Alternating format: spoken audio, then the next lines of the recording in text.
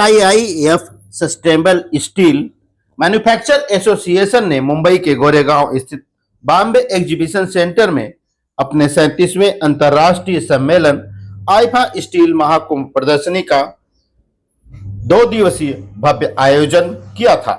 इस मौके पर ग्रीन स्टील के भविष्य एवं तकनीकी विषय पर नीति निर्माताओं, उद्योग जगत के नेताओं, वैश्विक प्रतिनिधियों ने अपने विचार व्यक्त किए।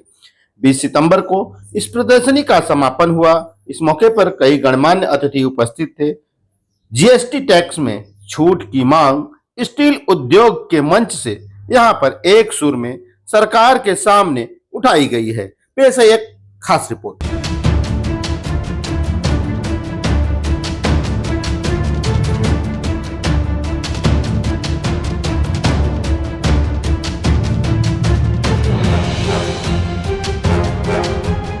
देखिए, जब आप स्टील सेक्टर को देखते हैं तो स्टील सेक्टर जीडीपी का 2% कंट्रीब्यूट करता है, इंडस्ट्रियल आउटपुट का 7% कंट्रीब्यूट करता है। 6 लाख लोग डायरेक्टली एम्प्लॉयड हैं, 20 लाख लोग इनडायरेक्टली एम्प्लॉयड हैं। 50,000 करोड़ रुपीज़ आपको स्टील सेक्टर से मिलता है। और steel is a basic raw material, चाहे इंफ्रास्ट्रक्चर ले लीजिए, कंस्ट्रक्शन ले लीजिए, ऑटोमोबाइल ले लीजिए, मशीनरी ले लीजिए, रेलवे ले लीजिए। आज की डेट में हमारी इंडस्ट्री में सबसे बड़ा चैलेंज है unorganised sector versus organised sector. जो अनऑर्गेनाइज सेक्टर जो मेटल स्क्रैप में डील करते हैं वो मेजर कंसर्न है। ऑफ कोर्स गवर्नमेंट ने उसको रिवर्स चार्ज में डाल दिया, बट उससे पर्पस फुलफिल नहीं हो रहा। आज मेटल स्क्रैप पे 18% का जीएसटी रखता है। हम ये कह रहे हैं कि आप मेटल स्क्रैप पे 5% कर दीजिए। उससे 2 फ़ायदे होंगे। जो अनऑर्गेनाइज सेक्टर है वो टेम्प्टेड होगा ऑर्गेनाइज सेक्टर में आने के लिए, और सब्सिक्वेंटली 5% पे मैं अगर पे करूँगा और जब मेरा आउटपुट सेमी फिनिश गुड्स या फिनिश प्रोडक्ट 18% पे जाएगा तो डिफरेंशियल 13% जो है वो हम जमा करेंगे गवर्नमेंट को। तो गवर्नमेंट को कोई लॉस भी नहीं हुआ, और जो मेटल स्क्रैप आज की डेट में चैलेंज है अनऑर्गेनाइज वाला, वो प्रॉब्लम भी सॉल्व हो जाएगी। कल मुख्यमंत्री जी और यहाँ पे केंद्रीय मंत्री जी आए थे, उन्होंने काफ़ी आश्वासन दिया है इंडस्ट्री को सपोर्ट करने का। इस संबंध में आप लोग क्या? देखिए, जब हमें आश्वासन मिलता है तो हम जीएसटी नेक्स्ट जनरेशन 2.0 रिफॉर्म जो अनाउंस हुआ, हम इसमें चाह रहे थे कि मेटल स्क्रैप को लिया जाए और उस पर रेट रैशनलाइजेशन किया जाए। चूँकि ये नहीं हुआ है तो हमारा सजेशन फिर से उनके पास जाएगा, और बाकी हमारी वॉइस अगर यहाँ के चीफ मिनिस्टर हमारी बात लेके सेंट्रल में finance minister, CBIC, GST council में रखेंगे, तो जो अल्टीमेटली हम चाह रहे हैं, अल्टीमेटली देखिए स्टील सेक्टर आज मेरी इंफ्रास्ट्रक्चर का बेसिक नीड है। इसको अगर सपोर्ट नहीं मिला तो मेरी इंफ्रास्ट्रक्चर जिसके लिए हम सारी चीज़ें देख रहे हैं वो कैसे आएगी। तो आपको सिंप्लीफाई करना है। जीएसटी का मतलब है good and simple tax. Metal scrap शुरू से प्रॉब्लम थी।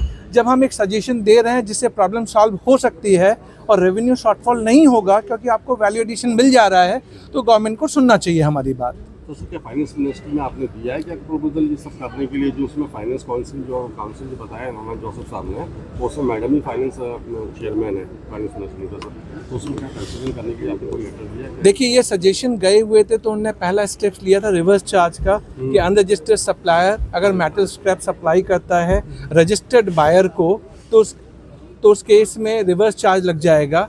उन्हें रिवर्स चार्ज तो लगा दिया, लेकिन रेट के बारे में कुछ नहीं कहा। फिर उन्होंने कहा कि जो अनरजिस्टर्ड सप्लायर है, जैसे ही वो थ्रेशोल्ड से ऊपर जाएगा, 40 लाख से ऊपर आ जाएगा, तो उसे रजिस्ट्रेशन लेना पड़ेगा। और जो अनऑर्गेनाइज सेक्टर है, जो रजिस्ट्रेशन लेना ही नहीं चाहता, तो उसके लिए 40 लाख की लिमिट कहाँ वर्क करेगी।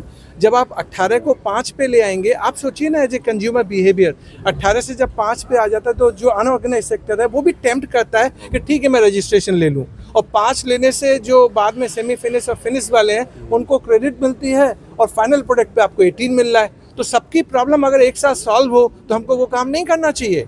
तो अगर मान लीजिए हमारी बात पहले रखी गई थी और नहीं मानी गई है, तो एक बार फिर से सुन लिया जाए। आईफा स्टीलेक्स जो है वो अंडर द डायनेमिक लीडरशिप और योगेश मंधानी जी के अंडर में है।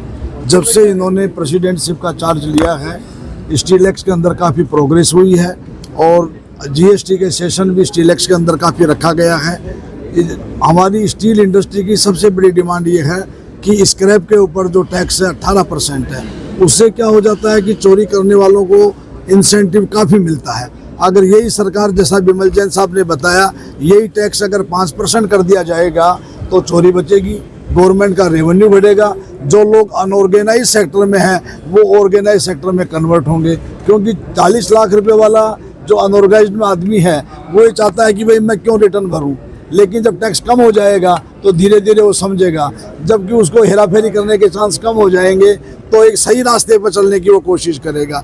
तो हमारी डिमांड जो है अभी अपने ऑनरेबल में चीफ मिनिस्टर साहब आए थे, उनके माध्यम से भी ये रखी गई है। स्टील एक्ट के माध्यम से योगेश भाई जी के थ्रू भी कई दफ़ा रखा गया। हम सीतारमन मैडम से भी मिले थे, उन्होंने कुछ बातें हमारी सुनी है। अब इस प्लेटफार्म के माध्यम से योगेश जी दोबारा स्टील एक्ट के माध्यम से वहाँ डिमांड को रखेंगे और मैं समझता हूँ कि आने वाले जो स्ट्रक्चरल चेंजेस जीएसटी में हो रहे हैं, हमारी बात ज़रूर सुनी जाएगी। और ये उम्मीद करते हैं कि सरकार इस बात को सुन करके आज सरकार का 65,000 करोड़ रुपया बोगस बिलों के अंदर इन्वॉल्व है और आज हर साल ये बढ़ता जा रहा है और रिकवरी जो है कोई मुश्किल से 3-4% हो पाती है। इसलिए सरकार इस पर ध्यान देगी और हमारी जो स्टील एक्ट की स्टील फर्नेस एसोसिएशन की जो ये दुविधा है, इससे इंडस्ट्री को बाहर निकालेगी, जिससे आने वाले समय में इंडस्ट्री की भी ग्रोथ होगी। सर, इस स्टील महाकुंभ के अंदर हम लोगों ने 2 दिन का ये कॉन्फ्रेंस लिया था, जिसमें अलग अलग विषय पे काफ़ी चर्चा हुई थी।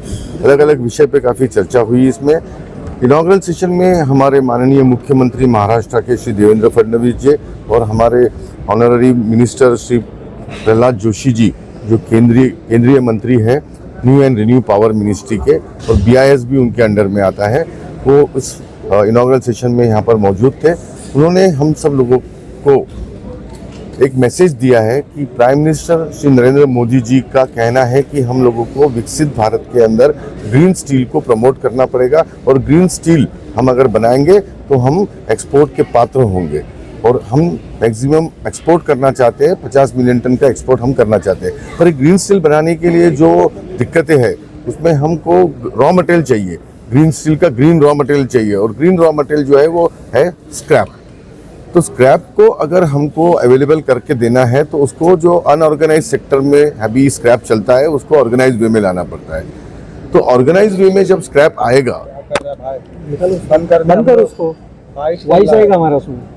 ऑर्गेनाइज वे में जब ये स्क्रैप को हम लाएंगे तभी हम इससे ग्रीन स्टील बना पाएंगे। तो इसको ऑर्गेनाइज में लाने के लिए सबसे पहली बात है कि जीएसटी के दायरे में सुधारना करनी पड़ेगी। स्क्रैप के जीएसटी की जो दर है उसको घटाना पड़ेगा, 18% से 5% पे लाना पड़ेगा, ताकि उसमें जो ऑर्गेनाइज्ड और अनऑर्गेनाइज का जो प्रॉब्लम है वो रिजॉल्व हो जाए और सारा के सारा जो स्क्रैप है वो ऑर्गेनाइज वे में आ जाए सिस्टम के अंदर। तो इससे क्या है कि गवर्नमेंट की साल की 40 से 50,000 करोड़ की जो जीएसटी की चोरी होती है, जो जीएसटी का थेफ होता है, वो बच जाएगा और स्क्रैप मिलना जब चालू हो जाएगा तो ग्रीन स्टील बनने में आसानी होगी। तो हमारा इस माध्यम से संदेश देना है कि हम लोग ये चाहते हैं, ये मैसेज पहुंचाना चाहते हैं कि हमको सस्टेनेबल स्टील बनाने के लिए जो दिक्कतें हैं जीएसटी की उसको रिजॉल्व किया जाए। या तो उस पर सबसे इम्पोर्टेंट है पहला कि उसकी दरों को अगर स्क्रैप के हम टैक्स की दरों को कम कर दें तो एक अच्छा सुझाव हो सकता है। दूसरा सुझाव हम ये चाहते हैं कि 16(2)(c) का जो एक्ट है उसके अंदर अगर बदलाव किया जाए तो उससे बहुत राहत मिलेगी एक मैन्युफैक्चरर को और वो ग्रीन स्टील बना पाएगा।